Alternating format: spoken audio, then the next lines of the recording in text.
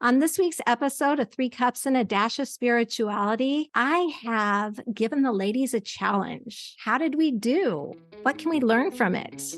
Stay tuned. Now roll the music.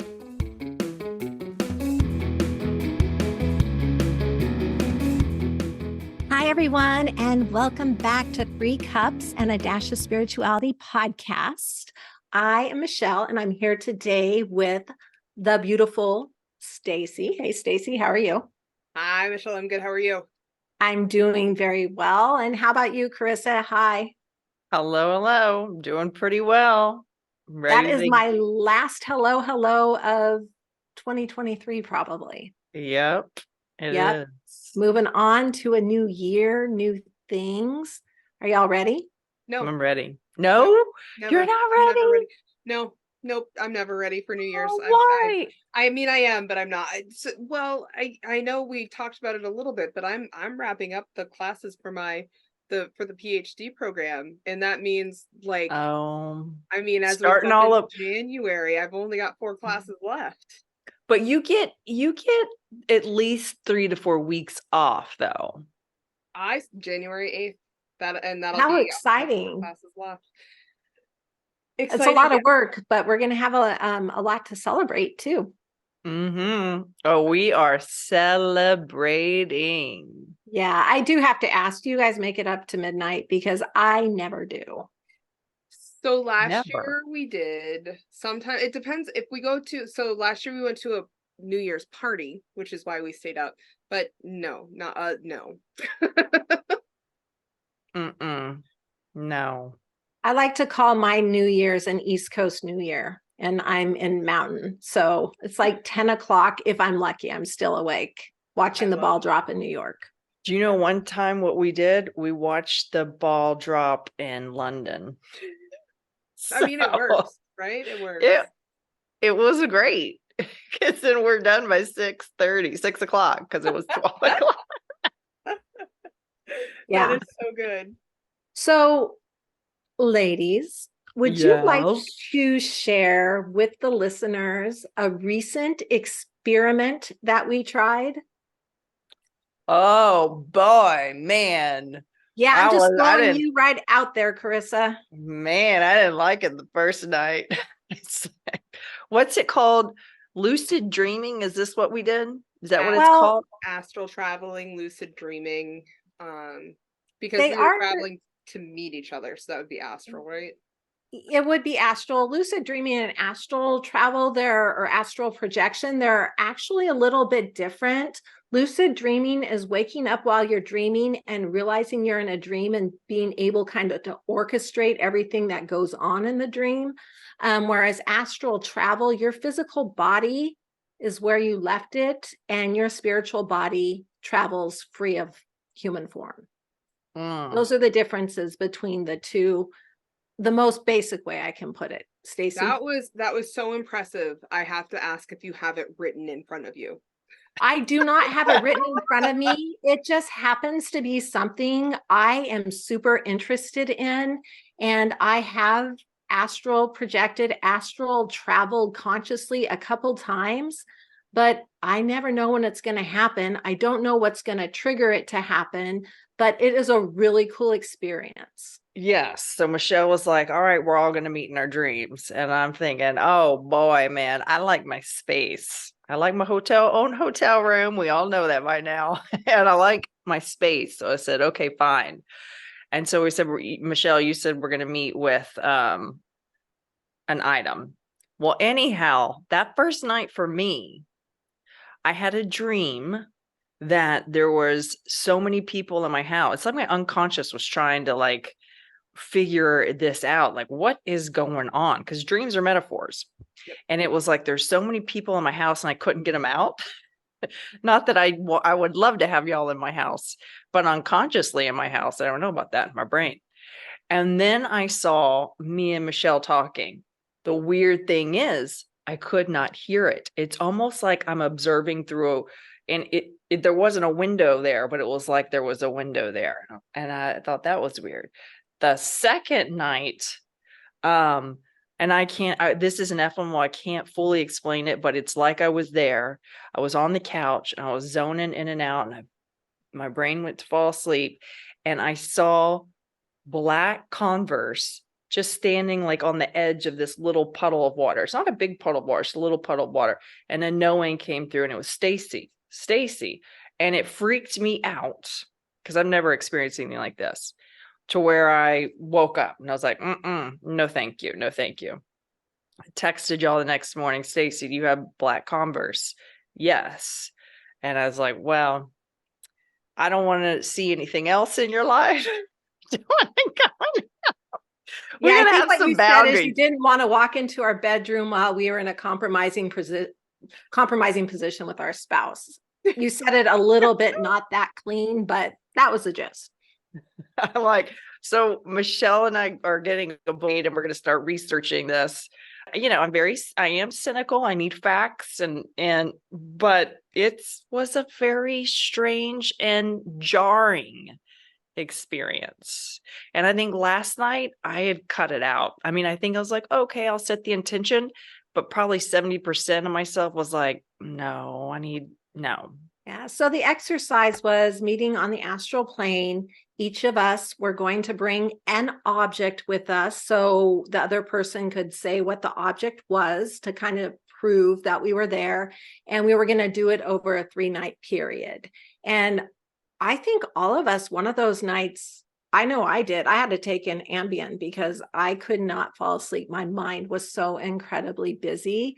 And then I had experiences the other 2 nights, which we'll get into. How about you, Stacy? Well, the first night, definitely I feel like I was in and out. I set the intention, and you know, I think I stepped into both of your energies at one point in time. But I didn't sleep. I was awake and not awake, and so it was kind of jumbled. Mm-hmm. The second night, I may or may not have had too much to drink. I was like, what? I was leaning I in. know. I'm like, what is the tea? Where are we going with this? Still set the intention. So if I saw y'all on the second night, I don't know if I would remember it anyways. Fair. Last night though, I slept like the dead. So I set the intention before I went to sleep, and I know I woke up a few times, but last night I don't even recall anything, and it was like I slept so soundly that even if I had an experience, I don't think I would remember it. I gotta ask, did you wear your black Converse Friday? No. You don't remember? No. I don't remember what I wore. You do or you don't? I do. It's too cold here right now for Converse. Okay. So I was wearing like I can't get it. I don't understand. Okay. I'm just trying to figure it out. I love my Converse. You do. Well, here's what I found so interesting about this experience or this experiment is we are intuitive, we are psychic, we have the mediumistic qualities. So we're taking that and having to morph it into a different modality. And I struggled a little bit with that. The first night that I did this, I had to take an Ambien, but I felt like you were all around me. And I asked Carissa the next day, and I'm like, just tell me if I'm on the right track. Please tell me. And she says, okay. I said, well, when I was in there, I felt like a silky, like a scarf or a blanket or something. Would that make sense? And instead of saying yes or no, she's like, no, I have my journal with me. And I'm like, oh, okay. And I said, the interesting part is intuitively, I was going to bring my journal, and I thought, I bet Carissa will have her journal. Well, so no, my journal is what I thought I said. It's like, that makes sense because my journal, I like special paper, or like very silky, thin. I don't like regular paper. Did you have a connection, Stacy? I brought a key on a ribbon. Like I very intentionally brought a gold key that had a ribbon attached. So whenever you said silky, something like that, that's the ribbon that's attached to the key that I was bringing. That's really cool. Okay. maybe we're onto something, because I immediately jumped into like the whole journal thing going, this isn't an intuition exercise, Michelle. You're not supposed to be tapping in psychically. You're supposed to be going there. So I just found that very interesting, how we're pulling it from a different area. Yeah, that's cool. But Carissa, I do have a little bit kind of how Stacy just talked about the key and the ribbon. You were talking about Stacy being in there, the black Converse and the puddle water. I brought a teddy bear with rain boots on. So they're not black. They are. When did you buy them? When did I buy this teddy bear? Oh, wait, you had it that night? This was my astral travel. This was an object I brought with me when I astral traveled. And I would lay down at night and hold him to me, say exactly why I'm bringing him in. It's my intent, put a light around him. And when you said that about the rain puddles, I'm like, rain boots. Oh my God. But okay, I get it. But here's now the part I don't get. So I have to figure this out. It's like I was right there. It will be. I mean, it's like sitting and having a conversation on the astral plane. Yeah. Again, oh, go ahead. I was gonna say, and that's why whenever you were talking about worrying about seeing us in compromising positions, I was like, yeah, I don't think you necessarily need to worry about that, because we're choosing a place to meet that's outside of reality. But yeah, like every time I was able to step into the energy, it was like I was there.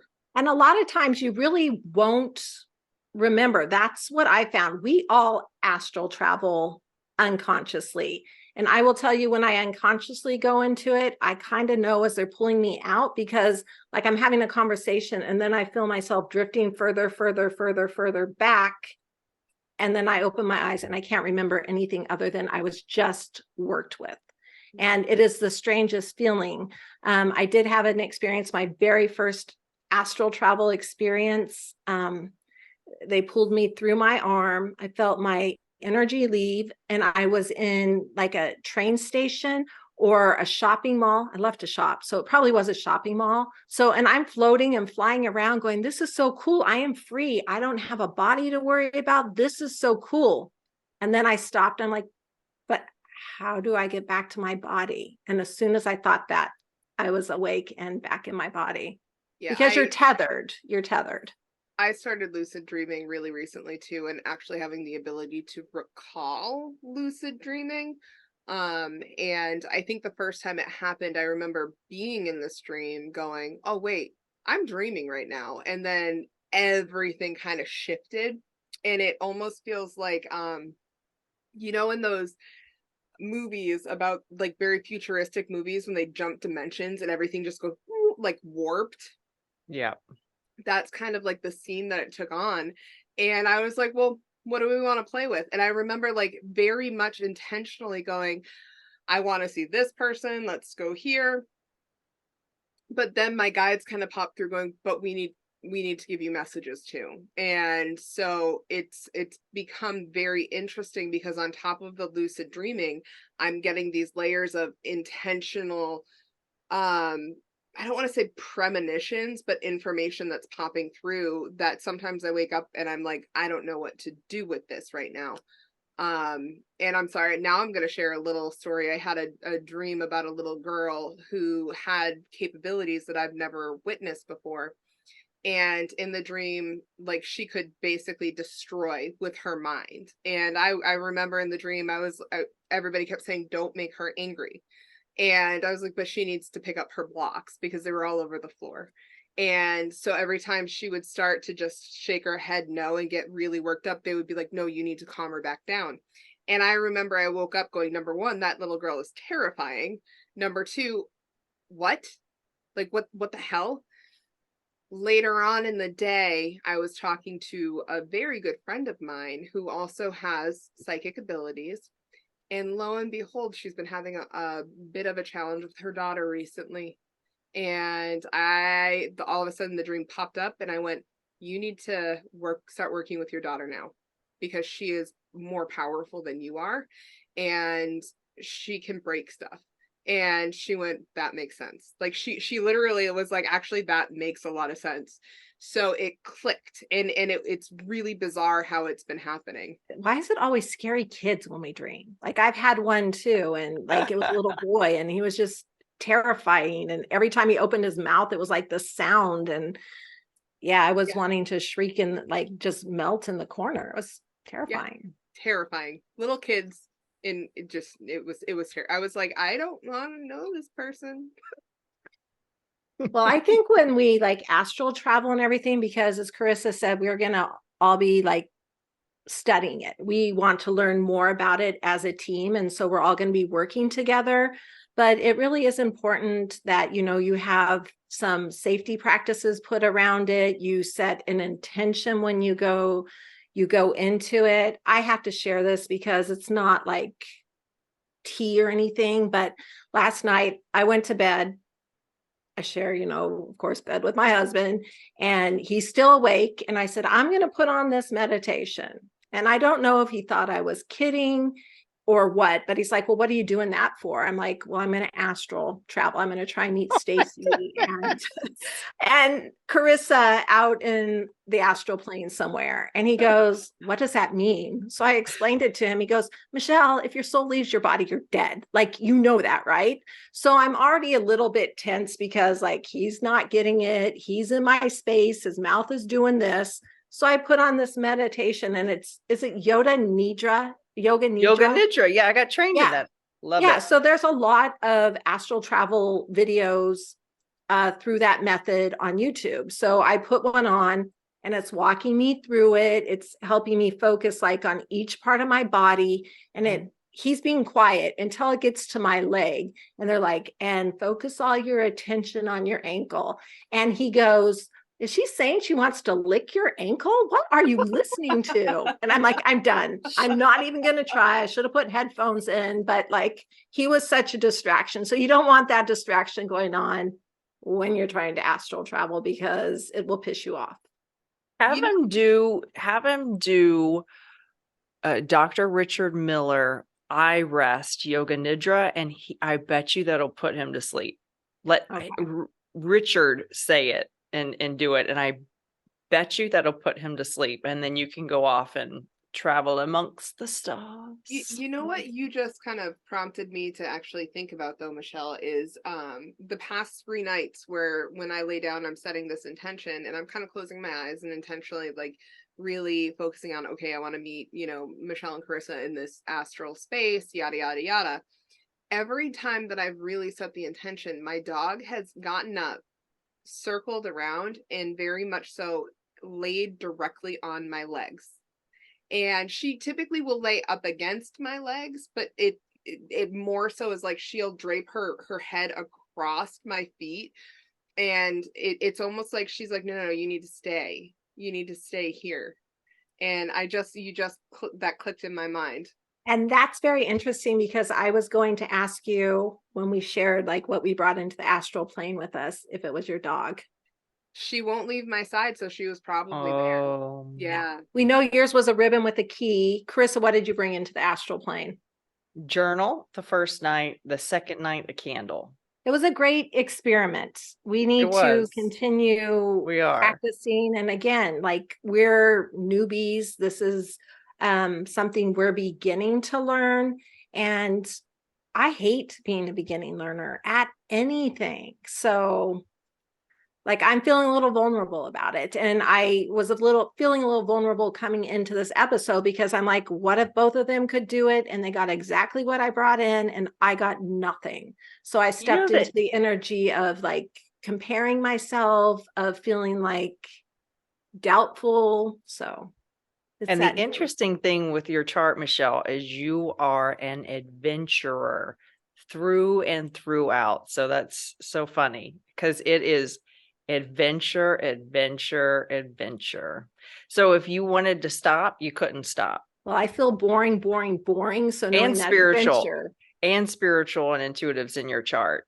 Like, you can't stop the spirituality and you can't stop the adventure. And it's just so fast, because you're like, next. So Carissa, since you're learning astrology. Do you think in a future episode you might like go over our charts and show like what that feels like? I could. Yeah. But again, That I would- want to tell listeners, like, I am a newbie in learning astrology. Yeah, I've taken some trainings. It's a lifelong process. There's a really lot is. to it. There's It's so much to it. so what I'd focus on would be like, the main points, positive stuff. And then yeah. Yeah, I've tried to step into learning astrology and I open the book. I'm like, nope, overwhelmed. It is overwhelming. Instantly overwhelmed. Yeah. Close the book, set it aside. I guarantee you there is definitely something about research and teaching for Stacy. I guarantee it. I would Guarantee be it. interested to see that. That would actually be really cool. I would, yes, for sure. It makes sense for me. Actually recently I had somebody chart me again, and I know my number one element is actually fire. Number two is water, and what she was able to explain to me is with the fire element for me, it's that quick making decision, but it's also like really being intentionally like pushing yourself, propelling yourself forward, because I may or may not be very much so like developing. I'm going to learn, I'm going to branch out, and all of those things along those lines. And so when she said that, I just started laughing. I was like, yeah, that would be me, intentionally like pushing myself way too much. Yep. That's fascinating. And I didn't know until I talked to Carissa that Eastern and Western astrology were so different, because in Western astrology, I am air, fire, fire, but in Eastern, it's the exact opposite. It's that earth energy and then water, water. So I'm like, what is that all about? That's so cool. But it's so interesting though too, because it just I think it's 19 to, don't quote me guys, 19 or 29 degrees. I think it's 19 degrees off. But they're very similar. Even though the signs are off, they're very, very similar with the planets in the chart. It's really interesting. Maybe that speaks to like my duality. Is that the word? Of being a Gemini, the two sides. Ooh. Maybe. Maybe. One of the things that just occurred to me is that what we forgot to do, we were going to jump into this episode with a listener question, just to throw that out there. Do anything else you want to say about astral travel? Yeah, so I know that you guys are kind of researching it, and I might need to ride your tails a little bit for the research, because there's I don't have a whole heck of a lot of time to put into that piece. But I'm game for trying it again. I think it would be fun. Mm-hmm. Okay. Well, we'll shelve it like a month or two down the road and revisit it. And just to make Carissa uncomfortable when we astral travel, I'm going to intentionally make it look like my bedroom. Are you? No. That'll make me uncomfortable too. No. I don't want to be in someone's bedroom.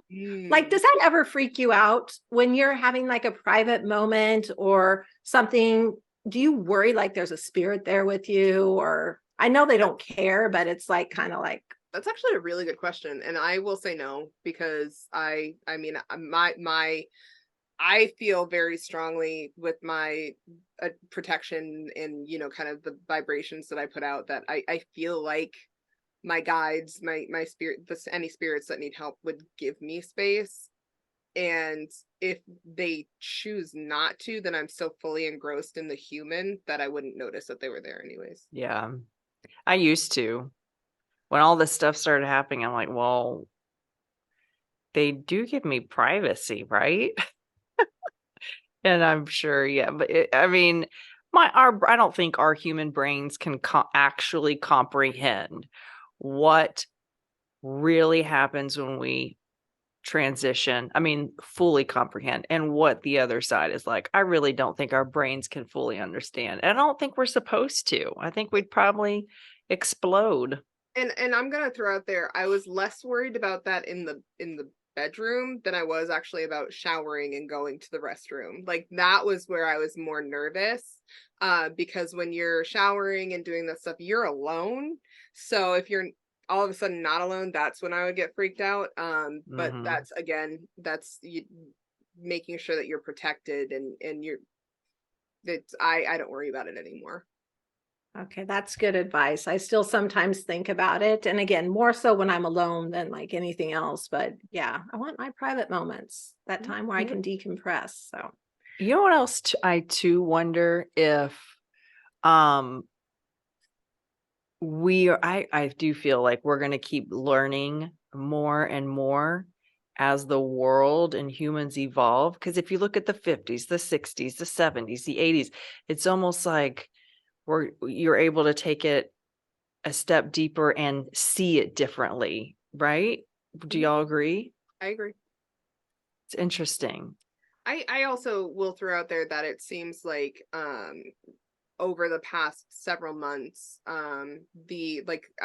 leading up to like Halloween, the veil was getting thinner and thinner. Yes. And there was one point that I think I actually made the comment that it was thinner than I ever experienced it in my entire life. And then, my guide kind of came through and he's like, and it's not going to change. Like, this is the way it's going to be for quite a while. So that kind of ramps up the spirituality or the experiences or these kind of this growing of people stepping into the weird shit, going, what is going on? Like, this is not something I've ever experienced. And that's kind of it makes it a little bit more interesting. And it seems like more people are open to it, and it seems like more people have more experiences nowadays. I agree. Yeah. And I'm just wondering if I'm getting so comfortable with how things unfold and play for me that everything spiritually sounds very quiet, because Stacy had talked about the veil being so thin. I'm like, yeah, for everybody but me. Like, I think they forgot me here, and it's that stepping into doubt, or maybe they left me. It doesn't feel very good. So I've been working on that. Oh, we love you. Don't you doubt yourself. I know you do.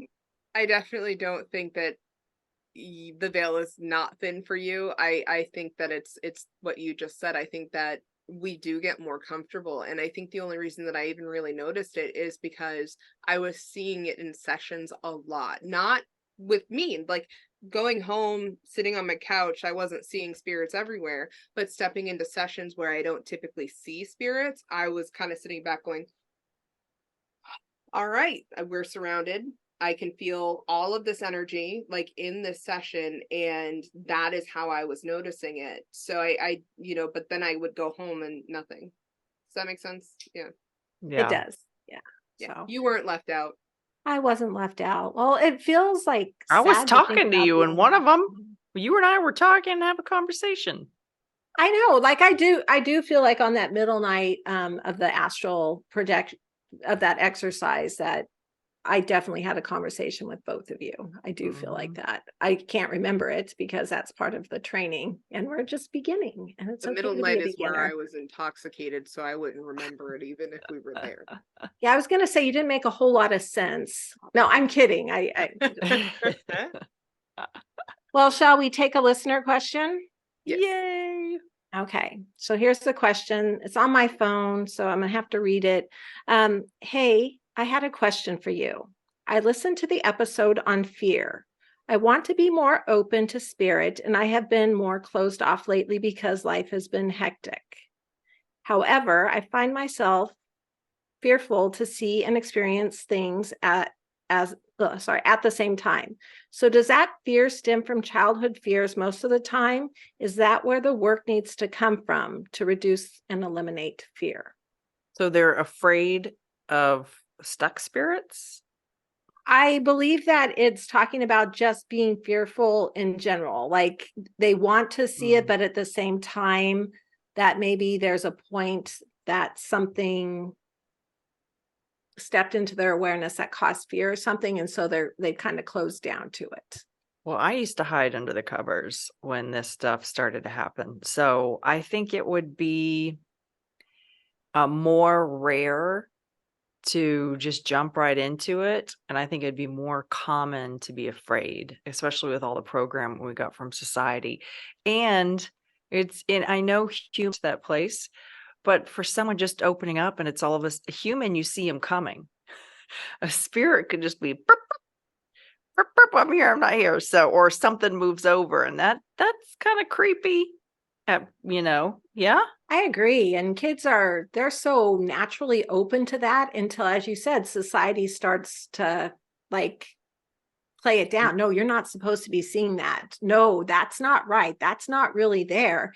And it instantly pushes you into fear because you're being told it's not there, but you're seeing it right in front of you. So you have a little bit of fear of something being wrong inside, but also like, well, what is this then? Because nobody else sees it. And then you move into like pop culture, all the movies, what they say about all that. And it's just really finding your own way forward. And it was demonized. I mean, it's really like I grew up on Poltergeist, and I know Chuck E. Cheese. Chucky is silly, and then the one movie with the dolls, and it was all very demonized. Like anything like that is a demon. They're not nice. Yeah. Stacy? So I'm coming at it from a little bit of a different angle because I used to be very fearful. And so I pretty much agree with everything you guys have said, number one. I don't necessarily think it's something that you have to go back and deal with because that was a part of the question. I know whenever I first started stepping into mediumship, I was terrified because I didn't want to see something. I because of media, because of that portrayal, like Carissa just said, those movies that really make spirits out to be something that we don't really need to see them as. I mean, I remember for me it was actually The Sixth Sense because I was terrified that I was going to see somebody as they died. And I didn't want to wake up and see somebody walking down the hall, with the covers over my head and see some bloody boots or something like that. I was terrified for that reason. And we don't see bloody boots or anything. No.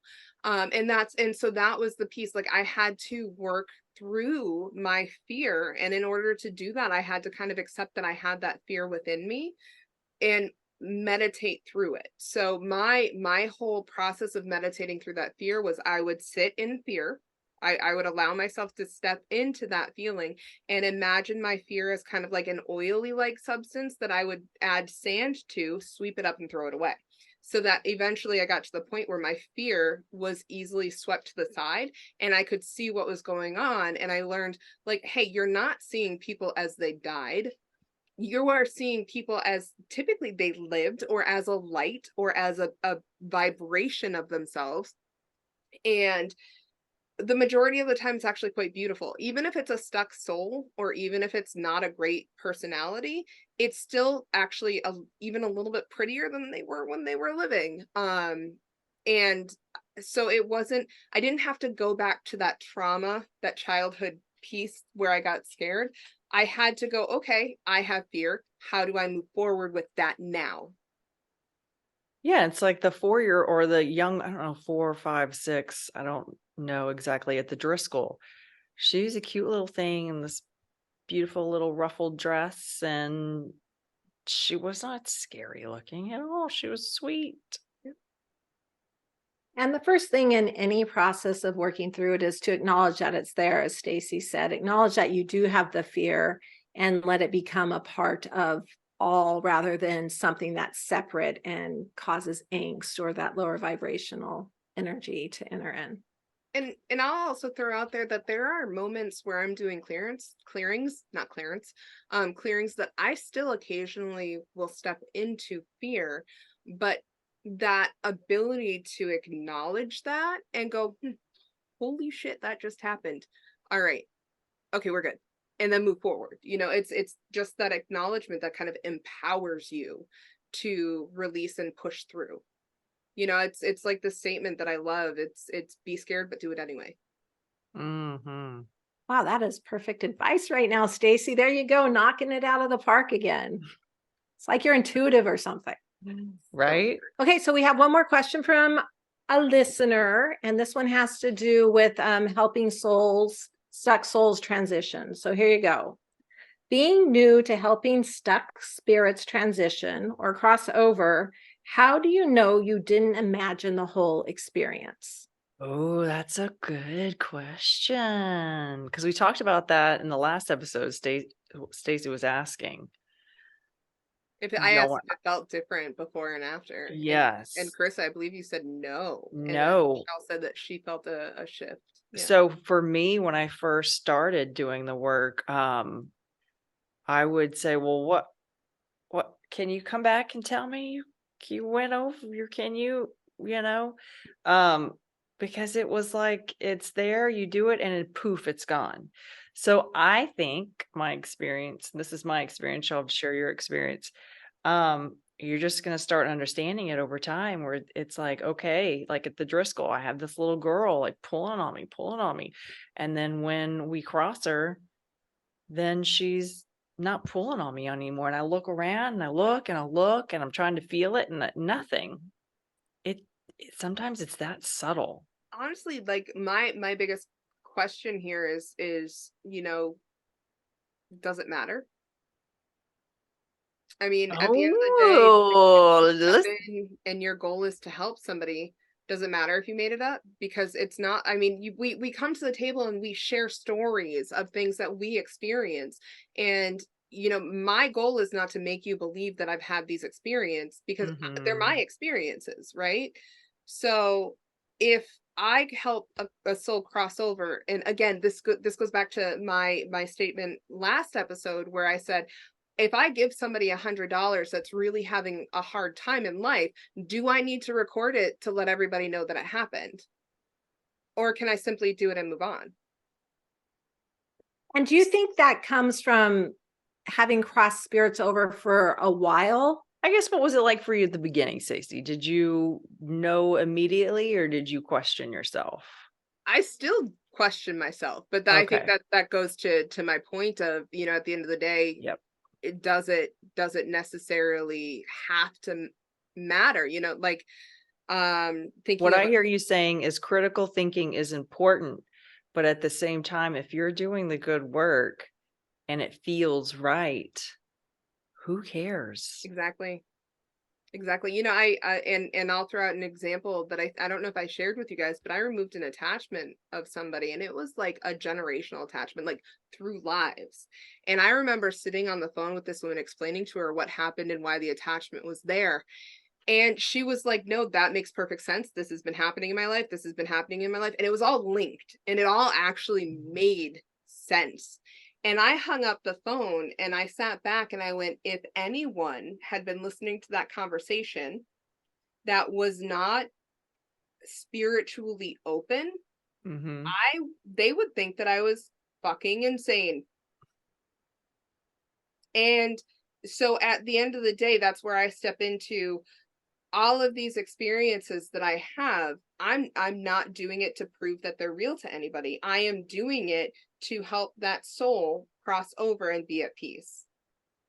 That's a beautiful point of view, or a beautiful way to look at it, because I'm relatively new to the crossing over work. And whenever I can gather details while I'm crossing someone over, like maybe the manner of death, the surroundings, I will still go to the internet and try to validate it. And it's not for anybody else but for me. And I don't know why I do that. Like that, yeah, I can't always do that. So I just have to trust the experience and that it happened because it felt like it happened to me. But then I feel fake if I go to a conversation like this and say, oh, I crossed someone over, because in the back of my mind, my ego's keeping me small. Did you Well, really? you are all about honesty, I am. and I mean that's one big thing for you. So I can see that. And I think it's really important that we all three have different experiences physically and emotionally so other listeners can connect with, because there's going to be many people that connect with you, many people that connect with me, many people that, connect with Stacy, and it all feels so.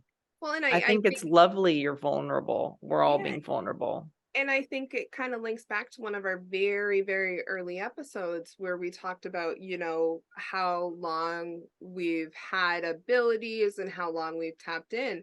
Because I will throw out there that it took me a very long time to get to the point that I'm at now, where if somebody tells me that I'm full of shit, I say, cool, that's your opinion. I don't need your validation. and I turn around and I walk away, and it doesn't hurt my feelings or make me feel like, oh man, I need to prove to you that this is real, because I don't have the energy for that. But I also know that even 6 years ago, that was really challenging. And if somebody didn't believe me, I would immediately try to prove. And I'll be vulnerable. I'm afraid that I'll push people away with this kind of stuff because I went through a period of being atheist, and it still pops up for me that, oh my gosh, there's going to be someone I like, someone I care about, and they're just going to walk away. And I understand it's nothing personal, but it'd be sad. And in my profession as a therapist and supervisor, when I do consultations for new post-grad supervisors, this kind of stuff, I said, listen, we are going to keep these supervision sessions about therapy and psychological and psychoeducation. However, I do have this other life, this other part of me, and I am all about connecting the spiritual and the psychology world. And I know it scared some people, and that's kind of sad. It definitely is sad, but this conversation is so validating to me because it just reminds me that we're all wired differently, and how we bring information into our system is all different. And when I say I'm asking for validation during crossing over, like, let's get real. I'm asking my guides to validate everything. Like, okay, that just happened. Give me something more, which is so greedy and not the way to do it. I throw a little tantrum sometimes, but I'm learning to, and it's all a part of that process.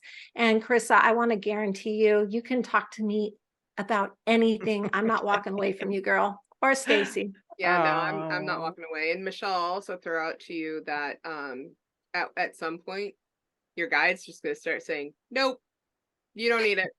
And maybe we're at that point. Maybe we're there. And that's why I feel like the veil has not thinned, because they're like, please. Yeah. Yeah, I mean, my guy Simon, like, I'll be like, I will occasionally step into doubt for something, and the response that I get is literally him going like this. And and you sit back and you're like, well, I just had the door closed in my face, because now we're not getting anything. And it's just weird sometimes. Yeah. It's that ebb and flow. Remember that the universe has a plan, the universe has its timing, and we're just along for the ride. That's it. Yeah. And so I'm loving the ride. I'm loving the ride. This is fun. I'm loving it too. And we are riding right into 2024. The podcast, 3 Cups and a Dash of Spirituality, has some fun things coming up, some changes coming up, but I'm going to leave that as a teaser, kind of like our resolutions, which I don't really have any this year. No, I don't do resolutions. Okay, but you do start off our exit. So why don't you throw it out there? Stay classy. Stay sassy. Stay badassy. Happy New Year's, everyone. Until next year. Happy New Year.